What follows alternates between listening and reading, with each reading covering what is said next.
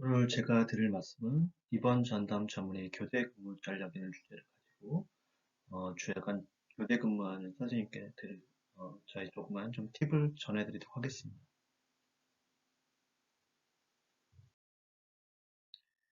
어, 이런 교대 근무에 대한 생각들은 저희보다 먼저 시작한 이제 미국의 경우에도 좀 많은 고민들이 있었습니다. 그 이제 밤에 근무하는 선생님들의 번아웃을 줄이기 위한 노력들, 그다음에 그런 근무자들 특성에 대한 어, 연구들이 좀 많았었습니다. 그래서 먼저 이제 이번 전담 전문의 이제 교대 근무 현황에 대해서 좀 간략하게 설명하고 시작하겠습니다. 먼저 이제 한국의 같은 경우는 이런 교대 근무는 주로 이제 주 7일 24시간 이번 전담 전문의 팀에서 이제 발생하는데 주로 주간과 야간이 이제 근무 교대가 일어나게 되면서 발생합니다. 아직 한국에서는 이제 미국처럼 반근무 전담, 이번 전담, 즉 이제 넉처리스트라고 하죠. 넉처리스트는 거의 없는 상태입니다. 이제 왜 그러냐면 이 넉처리스트를 별도로 인정하는 수가 문제들이 있기 때문에, 그리고 아직은 이제 이번 전담 정착이 완벽하게 되지 않았기 때문에 넉처리스트는 거의 없는 상황이 되겠습니다.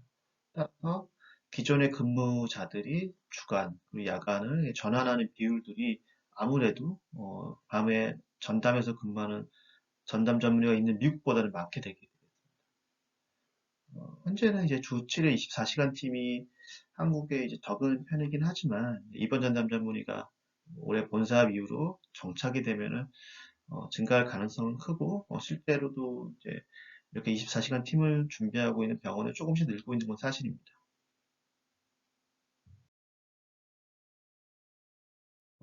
이제 미국의 같은 경우도 보면은 앞서 봤던 이제 여러 오피니언들 보면은 이제 교대 근무자를 위한 이제 고민들이 좀 많이 죠 어떻게 하면 교대 근무자들을 번아웃에서 좀 줄일 수 있을까 하는 고민들이 많습니다. 요 시간표는 제가 한 4년간 제가 이제 교대 근무를 했었는데 제가 4년간 겪었던 교대 근무 스케줄의 예시를 한번 좀 들어봐서 좀 말씀을 드리도록 하겠습니다. 저는 4년간 2017년부터죠. 2017년부터 4년간 주 7회 24시간 입원 전담 처음을 있었고 현재도 제 교대 근무 팀으로 근무하고 있습니다. 어, 일단은 이제 첫 번째 스케줄은 저희가 검토를 했었으면 하지 못하는 스케줄입니다. 주간 2주 하고 바로 연달에 야간 1주를 하고 오프 2주 쉬는 모형이죠. 처음에는 이 근무 스케줄이 굉장히 좀 매력적이라고 느낄 수가 있습니다. 왜냐하면 이제 오프 2주, 병원에 없어도 되는 기간이 2주가 이제 보장이 되는 거니까요. 하지만 실제적으로 이걸 좀 적용하려고 하다 보면은 문제가 이게 주간 2주, 야간 2주 하게 되면은 굉장히 필요한 상태에서 근무를 하게 됩니다. 따라서 입원 전담 전문의 뿐만 아니라 환자의 안전을 위해서도 이런 스케줄은 지속 가능성은 좀 적다고 볼 수 있습니다. 즉 이제 이 스케줄은 이제 입원 전담 오프를 좀 중시한 근무 스케줄을 볼 수 있습니다. 두 번째는 제가 한 2년간 했던 모델이 되겠습니다. 주간에 2주간 이제 똑같이 일반 직장인처럼 근무를 하는 거죠. 그리고 이제 한 1주간 오프를 하게 되고 그 다음에 야간 1주를 연속해서 근무하게 되는 거죠. 그리고 다시 이제 오프 일주 쉬고 다시 이제 주간으로 돌아가는 모델입니다. 이거는 이제 초창기에 설계했던 이율들은 이제 야간 일주가 굉장히 좀 길기 때문에 앞뒤로 오프 기간을 주면서 이 야간 근무를 좀 줄일 수 야간 근무에 대한 이제 부담을 좀 줄이자 하는 취지로 시작을 했던 스케줄입니다. 2년간 했었었고 제가 한 2019년부터는 요 스케줄들을 저희 팀이 조금 더 줄여볼 수 있지 않을까. 지금 야간 일주가 이제 실제 해보면은 연속해서 7일 근무하기 때문에 꽤 로딩도 심하고 번아웃도 잘 오고 그렇기 때문에 더 좀 줄여보자 하라고 시작한 스케줄입니다.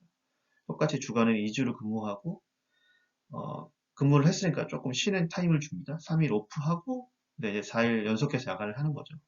그리고 나서 야간을 했으니까 쉬어줘야겠죠. 오프 일주를 하면서 이 야간의 피로도를 이제 쉬게 해주는 겁니다. 야간 일주 하고 다시 이제 쉬게 되면은 3일 야간 정도 하고 다시 4일 오프간 쉬는 기간을 가지고 주간을 다시 돌아오는 스케줄입니다.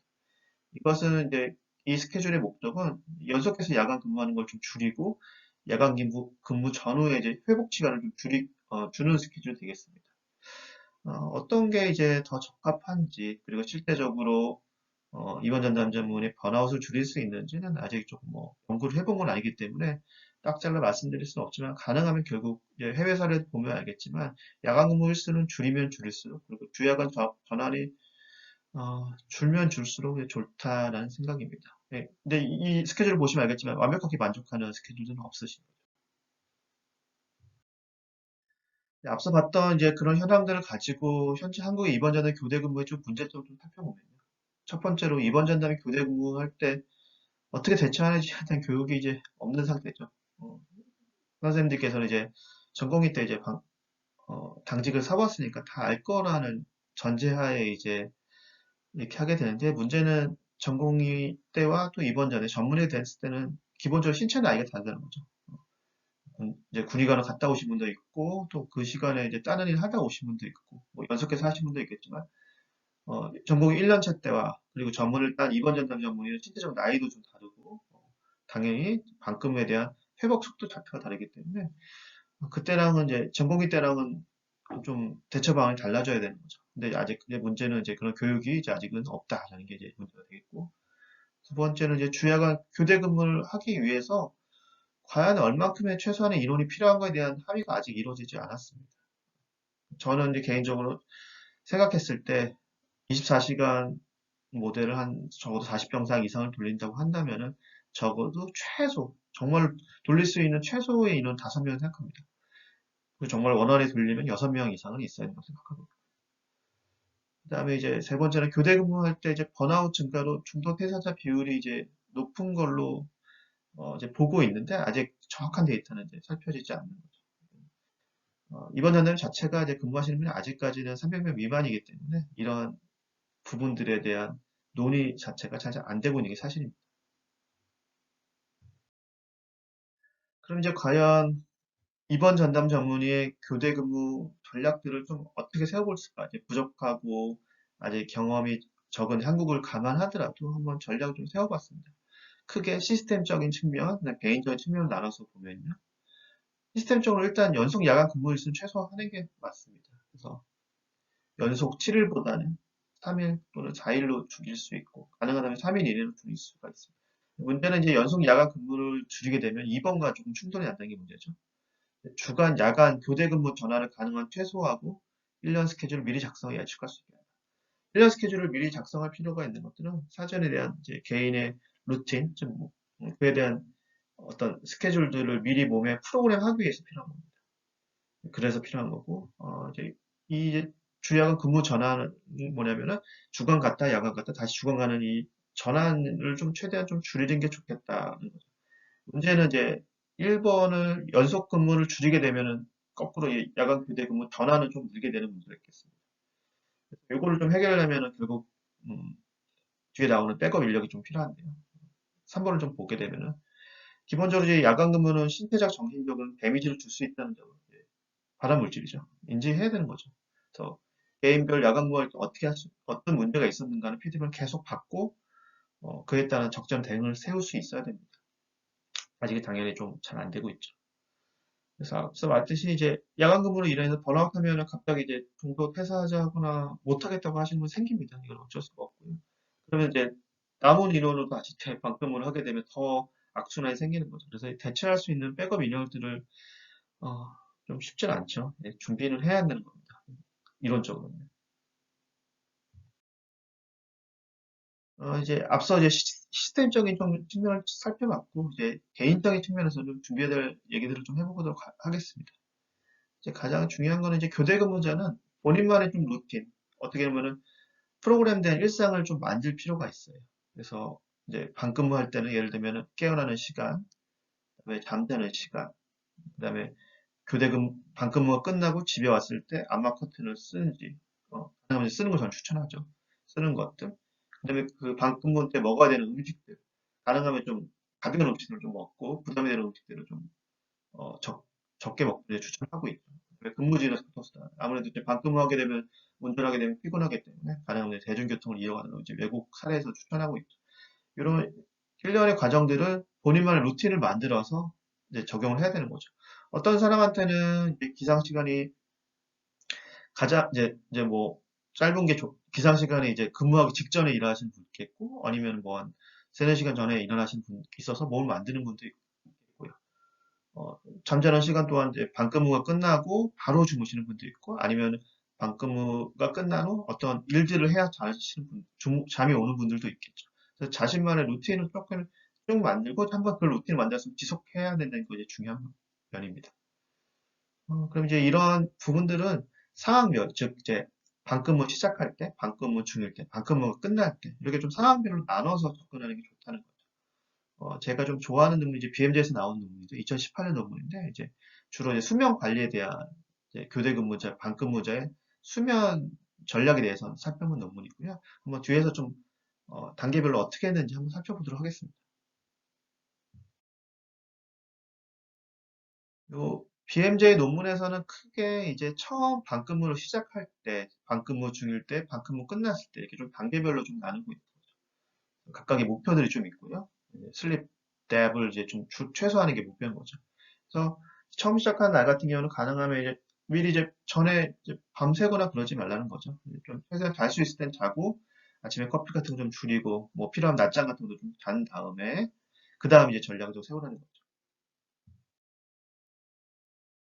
이제 어떤 전략이 이제 반근무 동안에 어떻게 할 거냐. 반근무는 결국 말하면은 일을 하는 거죠. 일할 때는 깨 있어야 되는 거죠. 그리고 열심히 해야 되는 거죠. 그래야 환자도 잘 볼 수 있으니까. 그래서 뭐 제 말처럼 스테이 액티브 하게 되겠고 뭐 좀 논란이 있긴 하지만 이제 필요한 경우는 이제 약대 도움을 좀 받을 수가 있고 가능하면 조금 음식들은 좀 가볍게 먹고 필요하면 약간 낮잠 같은 거 조금 홈루틴 정도 필요하면 카페인 같은 거 좀 도움 받을 수가 있겠고 이제 이게 열심히 일할 때 과정이라고 하면은 이제 집에 가기 직전 시간들은 조금 이제 잘 준비를 해야 되는 거죠. 뭐 담배라든지 커피 같은 거 피하고 이제 퇴근할 때 가능하면은 이제 선라이트 햇빛을 조금 보는 걸 노출을 좀 줄여야 잠이 잘 올 수 있다는 거죠. 그래서 뭐 우리나라 방송에도 몇 번 나왔던 얘기인데 선글라스를 끼고 뭐 퇴근하라. 그다음에 이제 본인이 직접 운전하는 것보다는 대중교통을 이용하라. 이렇게 할 수 있겠습니다.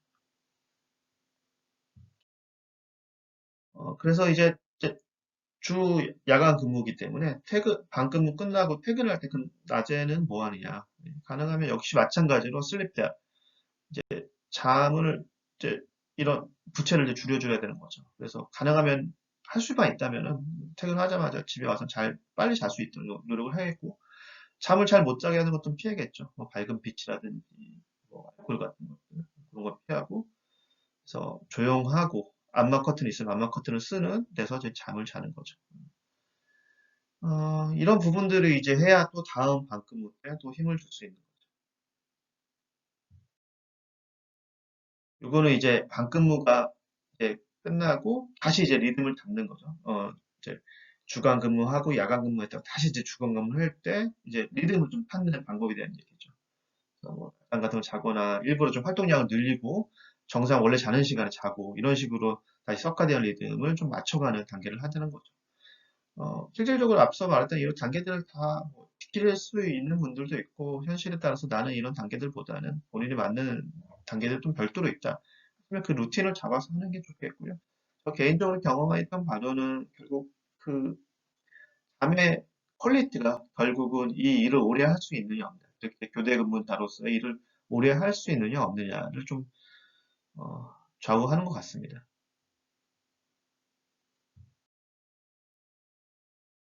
이제 앞서 살펴봤듯이 이번 전담 전문의 교대 근무 현황과 그에 따른 저희 전략들을 조금 나눌 것 같습니다.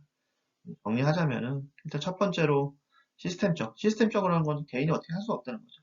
그래서 병원 그리고 입원 전담의과 입원 전 팀에서 시스템적으로 교대 근무가 원활히 진행될 수 있도록 스케줄을 미리 마련해야 한다는 얘기입니다.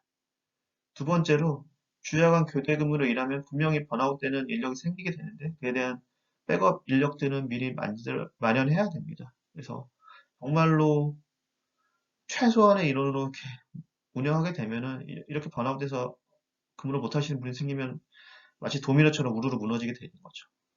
그런 부분들이 이제 앞으로 저희가 해결해야 될 문제가 있고 세 번째는 이번 전에 개인의 적합한 이제 교대 근무 루틴, 자기만의 어떤 프로그램의 방법을 찾을 수 있도록 알려야 되는 거죠. 이런 것들이 있다. 뭐 제가 앞서 보여드렸던 논문은 여러 가지 사례 중에 하나인 거고요. 그에 따른 교육과 이렇게 하는 게 좋더라 하는 정보들을 좀 제공할 수 있어야 됩니다. 그래서 제일 중요한 것들은 이 일을 오래 할 수 있도록 이제 도와주는 거죠. 미국 같은 경우도 이제 방금 오자 낙타리스트만 하시는 분들이 있는데 본인만의 루틴을 잘 하시는 분들은 뭐 5년 이상 하시는 분들도 있더라고요. 그래서 저희가 이제 시작인 거니까 이런 교대 근무 전략들도 서로 좀 나누고 디스커션 할 수 있는 시간들이 필요할 것 같습니다. 오늘은 이제 앞서 살펴듯이 이번 연도 교대 근무 전략에 대해서 알아보았습니다. 그래서 추가적으로 궁금하신 내용이 있으시다면 제 이메일 중에 아무나 주셔도 됩니다. 또는 이제 브런치, 제 유튜브 요 영상 댓글로 남겨주시면 뭐 정답은 없겠죠. 같이 좀 논의하고 그럴 수 있으면 좋겠습니다. 경청해 주셔서 감사합니다.